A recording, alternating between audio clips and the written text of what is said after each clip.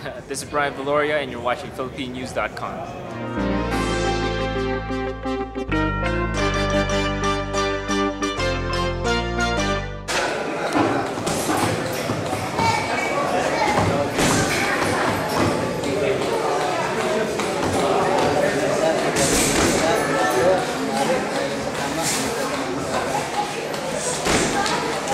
So, ang advice ko lang naman sa mga boksingero at boksingero na hilig sa boxing. So, ang kinamanayan sa kanila, palagi kong ulit-ulit na kailangan meron tayong sipag, tiyaga, disiplina, determinasyon, at dasal.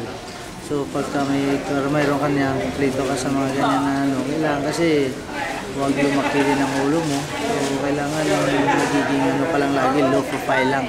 Kasi pagka lumaki ng ulo, medyo mahirap ka ng turuan, hindi na mapasok yung mga turuan mo dahil nagmamagaling ka. So, yun ang naging problema pagka gano'n ang nangyari sa isang boksingero. Kailangan lagi lang profile lang para sunod lahat ng mga tinuturo ng mga boksingero.